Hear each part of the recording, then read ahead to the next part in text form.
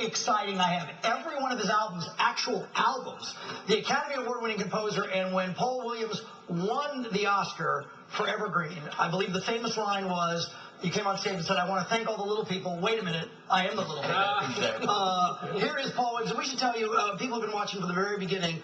Paul sang with me and Mark and Barbara Beck in 1992. His great song, That's What Friends Are For.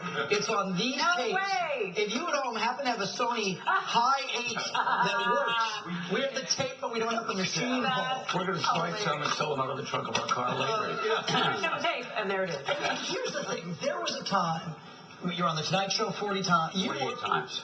Everywhere. I remember 6. Okay. But while all that was going on and people thought you were a big star and obviously a very talented composer, this new documentary tells us something that some of us knew. You were having a lot of personal. Well, I had, first of all, I had an addiction to the camera. I think you go from being different to being special, and it's like, oh my God. So I became better at showing off than showing up. If you put down a couch and a camera, Paul Williams showed up. It's what I was all about. So it became an addiction. My addiction to vodka and cocaine outran that addiction, so I went from 48 times on the Tonight Show to hiding out in my bedroom at 3 in the morning, peeking out the windows of the tree police. So it was when I got sober, I kind of walked away from all that. I became a drug and alcohol counselor. I entered into what I refer to as the Paulie period of my life, where I kind of walked away from all that. I was still writing, was still working, but was not on camera. And here's what we're going to play just a little bit of the music. You know these songs. Kind of you. Because every time we play it, just a little taste. How many songs for the Carpenters? I had 4 hits for them. We've only just begun, Rainy Days and Mondays, I Won't Last a Day Without You, Let Me Be the One. And isn't it perfect timing that I got laryngitis this morning? Right. The thing that I think, so there'll be no singing today. No singing today. Anyway, the reason Paul returns to us happily is a new documentary, Evergreen, of course, from Barbra Streisand. Yeah. A documentary that's out that has gotten rave reviews. It's been a wonderful response, and because essentially it's a film about Steve Kessler, the gentleman who approached me about the film, was greeted with a very cold stare. I didn't want to do it. So he kind of went from stalker to brother. Eventually he followed me to the Philippines, on gigs over there and all. And at a certain point he sits me down like the ghost of Christmas past, and we watch footage of me on television. Really awful, awful footage. Me on the Merv Griffin show. There's a famous story of the Merv Griffin show where you are fried beyond belief. You're hosting it. Yeah, exactly. And I'm joking about marital infidelity. And it's just, I get up and I say, you know what, I can't watch this. And you cannot put it in the movie. But when I saw the first cut of the movie is it's the bottom that gives you the arc to where my life is today. My life is wonderful today. And it's a film, I say it's a film about recovery. The fact is, it's also a very, very funny film because there's some pretty funny stuff that happened to me in there. And the title is Still Alive. Exactly. Which begs the question, do you find it surprising that you are still alive? I wrote a title song at the end that has a line in it. And someone asked me once, where do we go when we arrive? If you're lucky, when it's over. The dreamer's still alive. A blessed mystery, for sweeter souls did not survive. And the sweeter souls that did not survive, you think Amy Winehouse, you think about Whitney Houston. And this morning, you look at the troubled life of Rodney King, and I think that alcohol was a huge element in his life and a part of that loss. And he was beat up not only by the police, but by a system and by his addiction. We have a clip of this documentary. I'll tell you how you can see it, too. Take a look.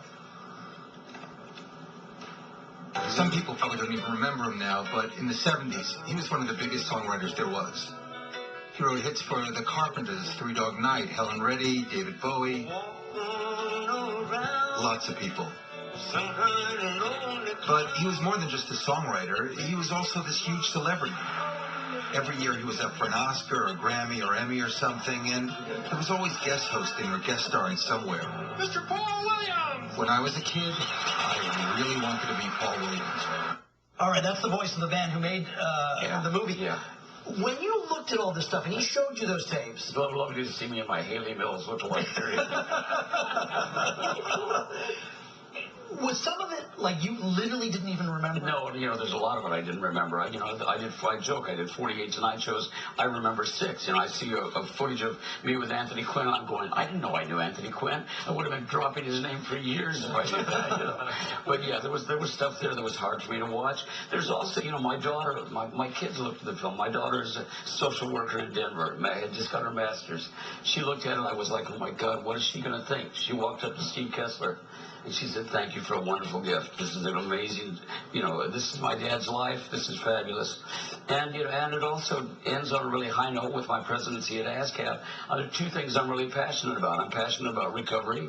I'm passionate about music creators' rights. So this film has given me a chance to kind of stand up and sing, and sing those songs. In terms of music creation, all these innumerable, wonderful, wonderful hit songs, did all the addiction adversely affect your abilities? I think I became better at showing off than showing up. I think the fact is that I wrote in spite, I never wrote anything brilliant because of drugs. I wrote in spite of the drugs. When I got sober, about the time that I was here with you guys, I wrote the songs for the Muppet Christmas Carol. I remember sitting down to do that and just praying about it. Big Amigo, if you have an idea, let me know. And I started reading a Lawrence Block book.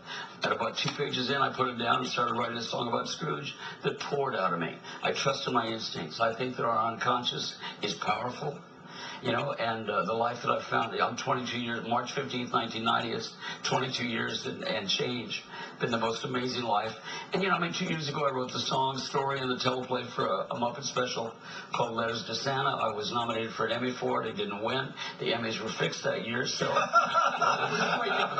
Do you still have a lot of music rattling around in your head? I'm writing with a group called Daft Punk right now, so, yeah. And, the ASCAP job is a full-time job.